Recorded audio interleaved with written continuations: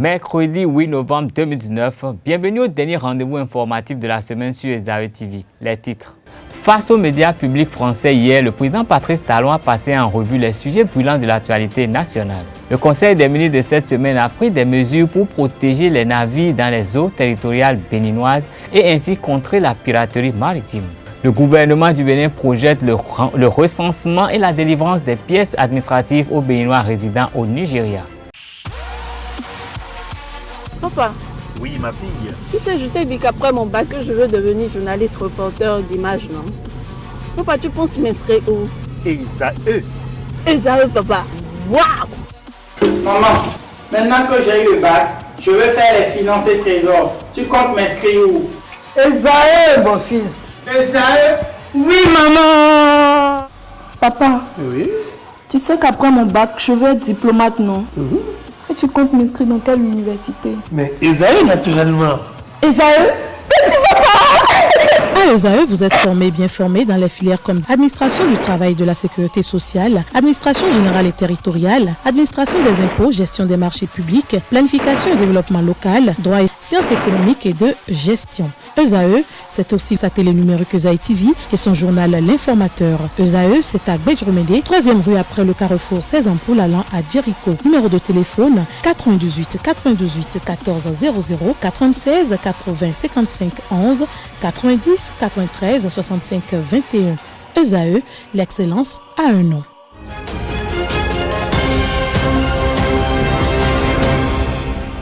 Mesdames et messieurs, bonsoir. Le président Patrice Talon était face à des médias publics français hier. Au cours de l'entretien accordé à France 24 et à RFI, le président Patrice Talon est revenu sur les réformes du système partisan et son éventuelle candidature en 2021. Une sortie qui fait suite à la révision de la Constitution et à la relecture de la charte des partis politiques. Toute chose qui rime avec les inquiétudes de ses compatriotes au moment où l'État béninois prend les premières mesures pour protéger ses ressortissants vivant au Nigeria. Le président Talon s'est dit favorable aux réformes relatives au franc CFA et aux réserves de quelques anciennes colonies françaises indépendantes depuis des décennies. Une seconde brève dans cette édition, ils l'ont fait. Les députés béninois ont procédé ce jeudi à la relecture de la charte des partis politiques, une recommandation du récent dialogue politique. Les dispositions refutées par certains ont été revues. Espérons que cette nouvelle monture de la charte des partis politiques soit acceptée de tous et mise en vigueur sous peu. Le renforcement des mesures de protection, de sécurité et de sûreté des navires en rade dans le port de Cotonou et le compte-rendu des négociations dans le cadre de la construction de l'hôpital de référence d'Abomey-Calavi étaient au cœur du Conseil des ministres de ce mercredi. À cet effet, le ministre Alain Orunla, au cours du traditionnel point de presse, est revenu sur la question. Renforcement des mesures de protection, de sécurité et de sûreté des navires en rade de Cotonou. Lors de sa séance du 10 avril 2019, le Conseil des ministres avait retenu la société norvégienne Vissim AS en raison de son expérience pour fournir des solutions de pointe à notre pays dans le cadre de la protection de sa façade maritime et de certains de ses postes frontaliers terrestres. En attendant l'aboutissement des dites solutions, il s'avère indispensable de renforcer la protection des navires mouillant dans nos eaux pour les préserver des actes de piraterie. C'est pourquoi le Conseil a adopté le décret portant renforcement des mesures de protection, de sécurité et de sûreté des navires en rade de Cotonou. Au terme du dit décret, tout navire de commerce, quelle que soit sa nationalité, au mouillage dans les espaces maritimes sous souveraineté de l'État béninois et plus particulièrement en zone d'attente du port de Cotonou, avec l'accord du capitaine, doit accueillir à son bord une équipe de protection armée à charge de la République du Bénin. La présence de cette équipe permettra notamment de prévenir toute tentative de piraterie et d'alerter les centres opérationnels en vue de mettre hors d'état de nuire les pirates présumés. Les ministres concernés sont instruits de veiller à l'application de ce décret. Compte rendu des négociations dans le cadre de la construction et de l'équipement de l'hôpital de référence d'Abomey-Calavi. Au terme des dites négociations, le groupement d'entreprises représenté par Bouygues Bâtiment International sera chargé d'exécuter le marché de construction et d'équipement du centre hospitalier universitaire de référence d'Abomey-Calavi. Il convient de rappeler qu'il s'agit d'un établissement hospitalier de référence prévu au programme d'action du gouvernement. D'un coût global de 175 millions d'euros, soit environ 115 milliards de francs CFA, cet hôpital moderne disposera de services cliniques et d'un plateau technique de haut niveau dans plusieurs spécialités médicales et chirurgicales. De même, il offrira les commodités pour les explorations diagnostiques avec des unités de biologie et d'imagerie. Dans cette perspective, l'agence Michel Beauvais, associée, retenue dans le cadre de la maîtrise d'œuvre complète, a finalisé l'analyse du programme technique détaillé et l'élaboration de l'esquisse. De même, l'étude d'impact environnemental et social a déjà été achevée et validée. Un accord entre les parties prenantes au projet est réalisé pour qu'il soit exécuté tel que voulu par l'État. En approuvant ce compte rendu, le Conseil a instruit les ministres intervenant dans la conduite du dossier de procéder à la signature du contrat de marché avec la société Bouygues Bâtiment International et de faciliter le démarrage des travaux. Le gouvernement du Bénin lance l'identification des Béninois vivant au Nigeria. Selon le compte-rendu du Conseil des ministres de ce mercredi 6 novembre 2019, cette opération vise à garantir la sécurité des concernés et à leur permettre de continuer à exercer leurs activités en toute quiétude. En d'autres termes, les Béninois vivant au Nigeria seront bientôt recensés à l'occasion d'une opération d'identification. Selon le gouvernement béninois, cette opération a pour finalité de les inscrire au registre national de la population et de leur établir la carte nationale d'identité aux normes de la CEDEAO et de saisir cette opportunité de recensement pour régulariser la situation de ceux d'entre eux qui n'auraient pas d'acte de naissance. Je vous invite à suivre le ministre Alain Orunla. Nous avons effectivement appris que les autorités nigérianes sont en train de procéder à l'identification et au recensement des ressortissants étrangers sur leur territoire et notamment des ressortissants béninois. Donc il s'agit d'une opération qui cible l'ensemble des ressortissants étrangers.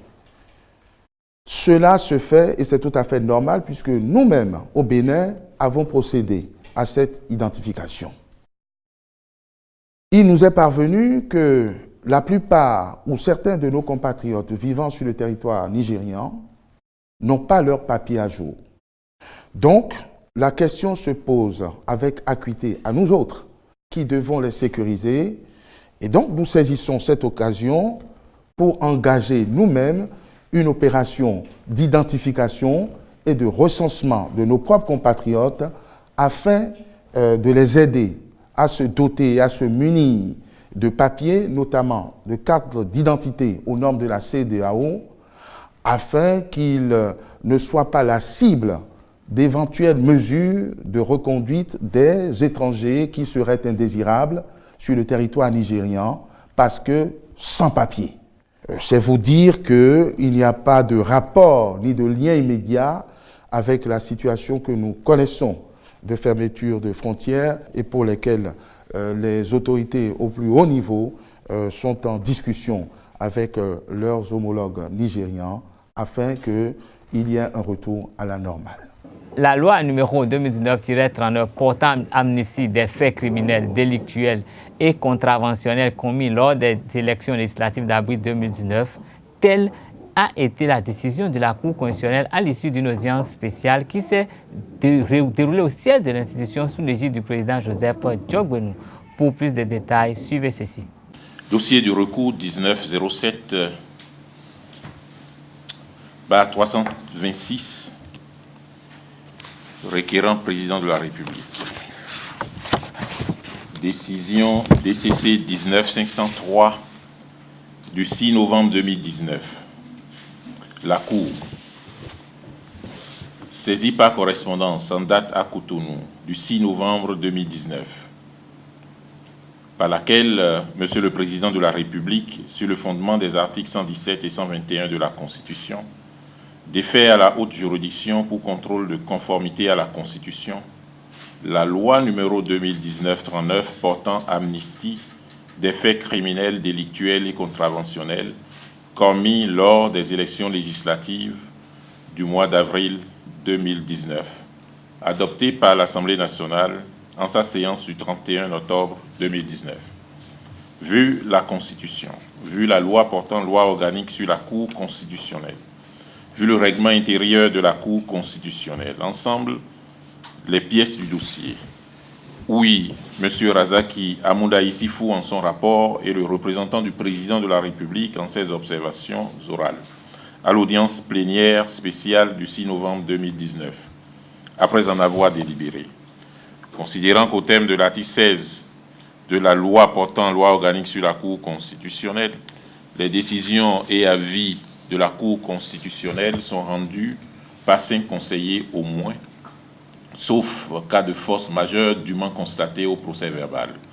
Considérant que l'indisponibilité de Mme Cécile Marie-Josée de Drafo-Zizinokwe, de M. André Katari et Sylvain Nouati, conseillers, constitue un cas de force majeure qui habilite la Cour à statuer avec 4 de ses membres. Considérant que la requête de M. le Président de la République trouve son fondement dans les dispositions des articles 117, 121 de la Constitution et 20 de la loi portant loi organique sur la Cour constitutionnelle, instituant à son profit une faculté à saisir la haute juridiction aux fins de contrôle de constitutionnalité des lois qui ne relèvent pas, comme en l'espèce, du domaine du contrôle a priori obligatoire. Qu'en outre, la loi soumise au contrôle de la Cour, adoptée par l'Assemblée nationale le 31 octobre 2019, a été transmise au Président de la République le 4 novembre 2019, que le Président de la République a saisi la Cour constitutionnelle le 6 novembre 2019, soit dans le délai de 15 jours prescrit par l'article 57 de la Constitution. Qu'en conséquence, sa requête est recevable. Considérant que l'examen de la loi déférée révèle que toutes ces dispositions sont conformes à la Constitution. En conséquence, article 1er dit que la requête de M. le Président de la République est recevable. Article 2, sont conformes à la Constitution toutes les dispositions de la loi numéro 2019-39 portant amnistie des faits criminels, délictuels et contraventionnels commis lors des élections législatives d'avril 2019, adoptées par l'Assemblée nationale le 31 octobre 2019.